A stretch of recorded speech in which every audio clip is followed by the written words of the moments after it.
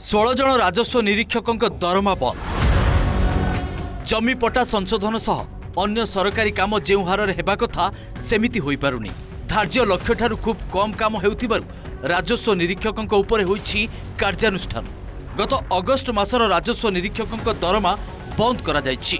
दरमा बंद करिसेंति संबलपुर सदर तहसीलदार। संबलपुर सदर तहसील अधीन रही 16टी राजस्व मंडल। 2022 मसीह आरंभ होईछि जमीपटा कलम 2 संशोधन प्रक्रिया। सेथिपाई राजस्व निरीक्षक मानक दायित्व दिया जायछि। गाँ को गाँ जाई कैंप आयोजन करी एसबु समस्या समाधान करने कथा राजस्व निरीक्षक, किंतु गत मासरे सेमानकु दिया जायतिबा टार्गेटर 5% भी होई पारिनी। जो आमर कलम टू करेक्शन मिशन मोड चली तो प्रत्येक आरआई मान को टार्गेट दिखाई पर डे से 15टा करने तो जो मैंने से करूना जार पुअर परफॉर्मेंस अच्छी तो विरुद्ध कार्यानुष्ठान ग्रहण कर तहसीलदार सदर से सैलरी स्टॉप कर। एपटे ग्राउंड रे स्थिति अलगा। विभिन्न राजस्व निरीक्षकों ऑफिस रे कर्मचारी अभाव रही। विभिन्न काम लदी दिया जाउछि। ऑफिस रे थिबा कंप्यूटर बहु पुराना, इंटरनेट संजोग सुविधा भी नहीं एभली अभियोग करिसेंति कर्मचारी। वैषयिक समस्या बाद अनेक समय लोकमानक असहयोग मध्य समस्या सृष्टि करुछि। फल काम रे बाधा उपजिबा सह विलंब हेउछि बोली कहिसेंति आरआई। गोटे गवर्नमेंट प्रोग्राम आसला C2C प्रोग्राम अच्छी से पुअर परफॉर्मेंस सैलरी बंद होती, किंतु एटा जेहेतु SMC एरिया एते विभिन्न समस्यार समाधान करने पड़ू आरआई को और केतेटा लीगल प्रोटेक्शन हो पारु नहीं।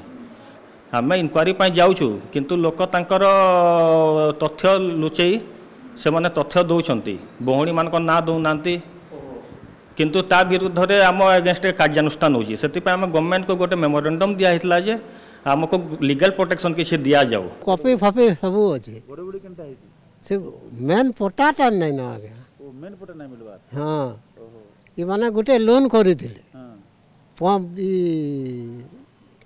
बाबू मोर बंधक देथिले पटा बोले। नहीं नहीं गोटे लोन करिथिले पंप गोटे बाहर करवा लगी।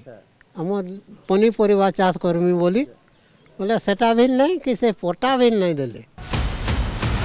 जमीपटार द्वितीय कलम रे केवल संबलपुर सदर तहसील अधीन 115टी गाँवर 82,618टी खातार संशोधन हेबाकु थिबा बेले ए पर्यंत मात्र 2,208टी खाता संशोधन करा जायछि।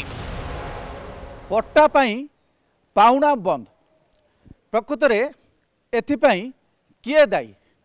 आरआई मानकर कार्यदक्षता कम रही ना सरकारंकर भित्तिभूमि कम रही? एहाकु नहीं उठिछि अनेक असमाहित प्रश्न। कैमरा पर्सन संजय कुमार जेना, OTV।